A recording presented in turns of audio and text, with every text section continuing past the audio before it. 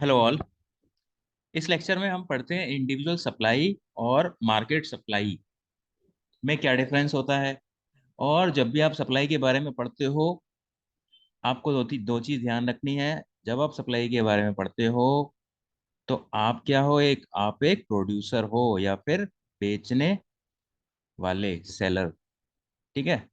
तो इसीलिए क्या है, जब प्राइस बढ़ता है तो आप क्या है, क्वांटिटी सप्लाइड बढ़ा देते हो, क्योंकि आप बेचने वाले हो। अब महंगी कोई चीज़ होगी तो आप ज़्यादा बेचना चाहोगे। और ऐसे ही प्राइस अगर कम होता है तो आप क्वांटिटी सप्लाइड घटा दोगे। ठीक है। तो और इस चीज से आपको एक और चीज क्या ध्यान रखनी है कि पॉजिटिव रिलेशन होता है किसमें, प्राइस में और क्वांटिटी सप्लाइड में। ठीक है। तो सप्लाई में ये दो चीजें तो आपको हमेशा ध्यान रखनी है। अब देखते हैं इंडिविजुअल सप्लाई क्या होता है और मार्केट सप्लाई क्या होता है। इंडिविजुअल सप्लाई क्या होता है, सप्लाई का मतलब क्या होता है, सप्लाई का मतलब क्या होता है, सप्लाई की डेफिनेशन होती है difference possible quantities that an individual producer is ready to sell at different possible price. Ready to sell भी लिख सकते हैं और रेडी टू सप्लाई भी लिख सकते हैं। ठीक है।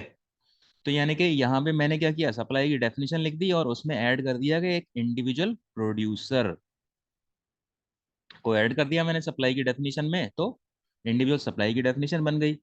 उसके बाद मार्केट सप्लाई क्या है, सप्लाई की डेफिनेशन में मैं all the individuals in the market, so different possible quantities of a commodity that all individual producers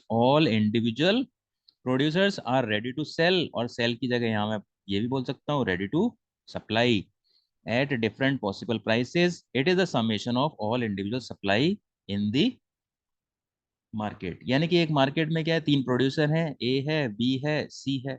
तो ए की जो सप्लाई है, बी की सप्लाई है और सी की सप्लाई है, जोड़ दो तो आपकी यहाँ पे क्या आ जाएगी, आपकी यहाँ पे आ जाएगी मार्केट सप्लाई। ठीक है। और इस पे एक न्यूमेरिकल भी आता है और बहुत इजी न्यूमेरिकल होता है। ठीक है। सपोज ये आपका क्या है, तीन सप्लायर्स हैं। एक चीज देखो, 1 रुपए पे 2 यूनिट्स हैं, 2 रुपए पे 4 यूनिट्स हैं, तो आपको ये चीज नजर आ रही होगी कि प्राइस और सप्लाई में पॉजिटिव रिलेशन होता है। ठीक है। तो ये क्या है, एक कंज्यूमर है ए, उसकी सॉरी एक प्रोड्यूसर है ए, उसकी सप्लाई है। और सप्लाई का मतलब क्या होता है, अलग अलग प्राइसेस पे अलग अलग क्वांटिटी सप्लाइड। और बी एक प्रोड्यूसर है, उसकी ये अलग अलग सप्लाईज हैं। सी एक प्रोड्यूसर है, उसकी ये सप्लाई है। ठीक है। तो उन इन तीनों को जब आप जोड़ दोगे, आपको अगर मार्केट सप्लाई निकालनी है तो क्या करना है, 2 + 2 + 2 इन सबको जोड़ना है। और मुझे नहीं लगता कि इससे आसान कोई चीज़ होगी आपके पूरे सिलेबस के अंदर। ठीक है। तो आपके पास क्या आ जाएगा, मार्केट सप्लाई। और आपने जब डिमांड पढ़ा था उसमें इंडिविजुअल डिमांड पढ़ा था और इंडिविजुअल सप्लाई पढ़ा था, सॉरी इंडिविजुअल डिमांड पढ़ा था और मार्केट डिमांड पढ़ा था। उसका भी एग्जैक्टली यही कंसेप्ट है।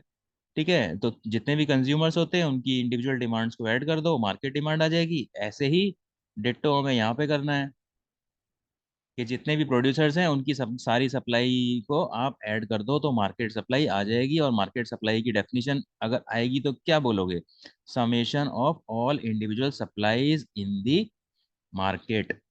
ठीक है। Summation of all individual supplies in the market, तो ये आपको ध्यान रखना है।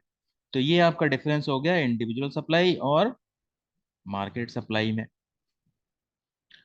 So that is it for this lecture, thank you.